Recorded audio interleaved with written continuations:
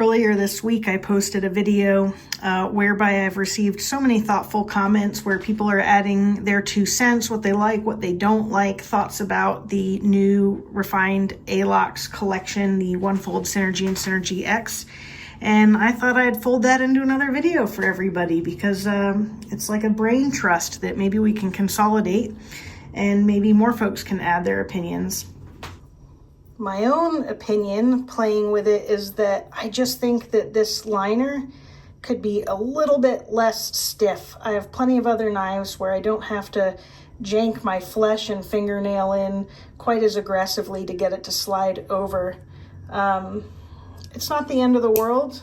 I just think it could be a little bit of a lighter touch. I also think it's pretty stiff, even just opening and closing it. I mean, you can hear that aggressive snap, which is pleasant, but ultimately, you know, just any other knife, it's just much lighter on the touch, which I appreciate. Yeah, obviously you can't feel what I'm feeling, but maybe you can even just hear that it feels lighter. Even this one is just much smoother, much more gentle. I think on these, it's really getting over the end of the back spring. I don't know if that's what you call it, back liner. That it's just, that's really where the tension point exists. It's not so bad in here. It's like right here. Ugh. Not the end of the world. Wish it was lighter. Another thought. Somebody wished there was a half stop. Here we have a liner lock with no half stop, but it opens and closes so easily. It doesn't need one. Here we have, I forget what this is called, from the Hoffman group. It does have a half stop, or I don't know, 40-60 stop. So we know that they have tooled it that way before. And also on the old Wenger model, we have that similar kind of 60-40 half stop. So it's possible they decided not to do it. The only real reason would be to overcome the concern folks have about possibly trying to one-hand close it and to do so more safely. But I think even with a half stop, it's not going to get anyone to a point where even one-handed then feels doable. It's just too stiff to overcome that back spring to want to do with this finger. I mean, as I said in my response, if you've got Hulk hands, maybe it works for you, but otherwise, I don't think that's anything to worry about.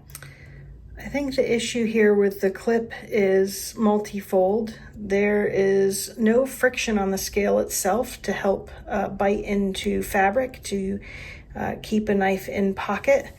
The clip itself is very smooth, and it also just is kind of flimsy in the sense that it doesn't grip down too tightly. It needs more tension to apply downward force, and it's not adjustable. So those are many things working against it. I think if you have jeans on that are fairly snug, maybe you'll be okay, but I was wearing shorts once in a taxi cab, and because my pockets were a bit loose and the phone was smooth, it slid right out of my pocket. And I can very much see that being the case with this. I would not trust this clip to retain itself if I were wearing my scrubs, certainly, tested already. Khakis, also pretty dicey. Jeans is probably okay, but you wouldn't want to do anything sporting and think this thing would behave itself. So that's too bad there. Let's see how well these guys hold on. Not great. Time for a little comparison with the Vosteed, Roxxon, Boker, Civivi, and Benchmade. Here we go. First to go is the Sendy.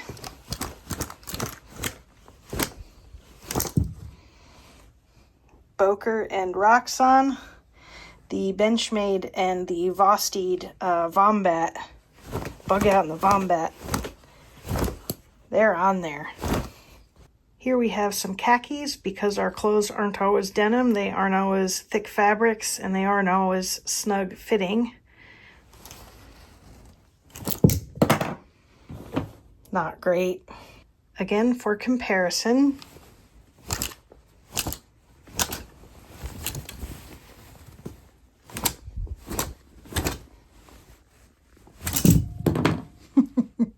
All right, 4 of them gave up the ghost. The Benchmade is really great in this department. Another commenter wondered about this tab being a hotspot. I'm not sure if they had experience with it or just suspected it might be a problem. I can say that for me, it kind of comes right up into this bend in my finger anyway. And I just don't find it much of a hot spot, being where it is. Yeah, I just don't feel it. If anything, the pocket clip is a much more significant hot spot. I think if we were really getting into heavy use tasks, something like whittling, where there's just a lot of repetition and a lot of force needing to be applied, some kind of bushcraft, Felix Imler kind of deal, maybe it's an issue. But again, for most people carrying this knife, we're using it for quicker jobs, lighter use cases, and better to get one without a clip at all, never mind this tab, if one were to be worried about it. One commenter agreed with me that these skeletized scales did create a concern for intruding muck. I referenced sort of pocket lint and pocket muck, but they rightly pointed out if you're hunting or fishing or hiking, then it could get really gunked up or slimed up in there. They aren't wrong. It's totally true. There's much more opportunity for gunk to find its way in. However, boy, if I was fishing or hunting, why would I be using this knife in the first place? I think most people carrying this refined Alox series are using them for much milder, less mucky use cases, like fruit and cheese, or like me, zip ties packages to add onto that list. Kind of lightweight endeavors. And hopefully not too mucky endeavors. So I think that's kind of a neutral point in the long run, at least in terms of really grossing it out. All right, so here I have a question for the engineers.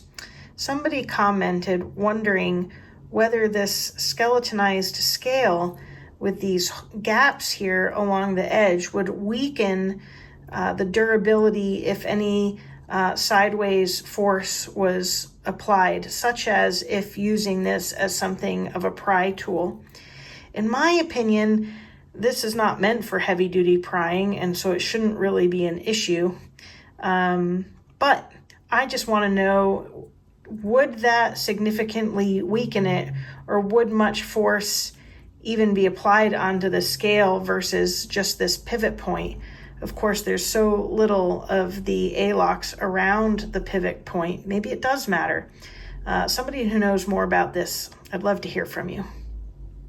So in posting my review of the new refined Alox collection, somebody commented begrudgingly, I believe, that the blade pitch is slightly lateral to midline on the Swiss Army knives. I didn't know if they meant in general or per this new refined Alox series.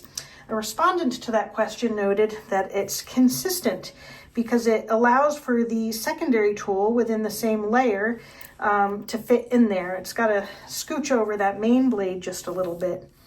But I got out graph paper and rulers and made careful edges, and in the Onefold you can see they did not include a secondary tool, and as such that blade is straight, and you can even just sort of visualize that. It looks quite straight. By comparison then, I went to the Cadet, which is a double layer, but it does have this secondary tool, and measuring that one, there is a slight pitch. I don't know if you can quite see that there. You can see it gives a little bit of a lean. Then I went to a 4-layer tool for giggles. This is the Huntsman. Not that it should make a difference, because again, it's just about accommodating this within the single layer.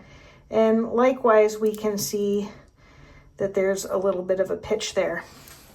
What I noticed with the Huntsman and the Cadet is that the lean angle was 2 millimeters from stem to stern. Looking at the Pioneer X, at first I thought the Synergy X had more of a pitch angle, but in measuring them both, They were both right about 3 millimeters of angle. Can you see that there? So here again, and I just imagine maybe that's because the tools are a tad wider. And so that's to make room for that little bit of extra girthiness in the tool stock. So it's not really a complaint. This falls in the category of observation. I think perhaps the most important point is I have a bajillion Swiss Army knives and I'd never noticed this before. And it's not that I'm obtuse, but I guess I just never felt the need to study it in that way. And I never had the experience that it created any kind of durability or performance liability. So I'm quite happy with it as it was. If somebody was having such a hard use case where they might think that this is the wrong option, meaning any of these, probably get a bushcraft knife or something more robust, and then you don't have to worry about it. I think these are more than capable of standing up in the way that they need to. That's my 2 cents. Another comment that came in today was great. Maybe a lot of extreme requests to expect, but I like it. I like that they want Victorinox to at least think about things. And I'm just going to read it. They say, I'm waiting on one-handed opening of the 3-inch line, finger choils like modern slip joints, screwed together versus riveted, more durable color finishes, blades colored also, different steel, more materials in general, liners, for example. Imagine, they say, an all-titanium model, more scale materials, more scale tools on the Alox models, build your own, new tools. They also wondered if the package opener itself wasn't that good. Fair question. They wished the silver model had some red in it. That sounds cool. They have a lot of wants. And a lot of them I like. I think we'll all be turning daisies before even half of these might be considered. I think they would have to steer so far from what a Swiss Army knife is in order to incorporate even a handful of those ideas that it no longer resembles itself. I do love the idea of them creating build your own versions. We'd probably still be limited to the individual layer combos just because of how the back springs or the spine is engineered, each one being a little different according to the tools. It would be so stupid expensive, but for the nerds out there, it would be great because maybe we could get our, Grail sack knife that way. Welcome to my Swiss Army knife collection. Obviously, you can tell that I'm a fan, so everything I say should be absorbed, understanding that bias. I've really enjoyed the conversation in the comments. I really appreciate everybody's thoughts. I love nothing more than these conversations. But in the end, I still think, notwithstanding all these very often valid criticisms, that these knives still are on the mark. Not everybody is going to be happy with every consideration that any company makes. We all have our individual preferences. But I think in summary, this is not a knife meant for heavy duty use in that sort of blue collar woodswoman kind of way. It's meant for the average urban, suburban, rural person with modest needs who carries something in their pocket that they want to be small enough to want to carry it as an everyday carry, but also capable enough in a pinch. So for pinch uses, this is going to do what it needs to do. If you have dedicated needs out in the woods, and you want something also not too big, maybe get a fixed blade. You're gonna be able to, get at it with something like these NAFS Lulu or NAFS Lander 4 with no problem.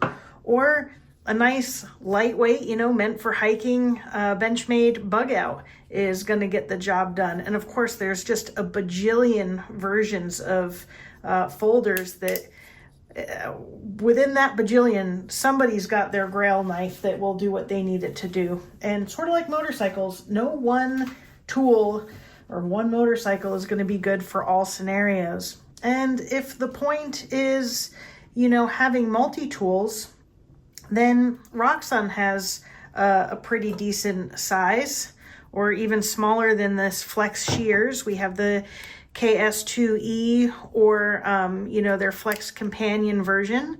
Again, though, this is for a lightweight situation. So it's a lot of the concerns people had were around durability, hot spots, and so on.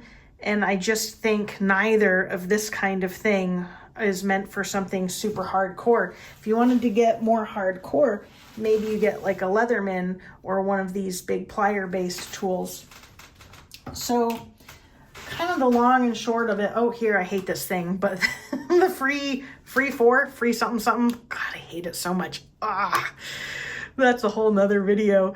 But you know, something like this could work.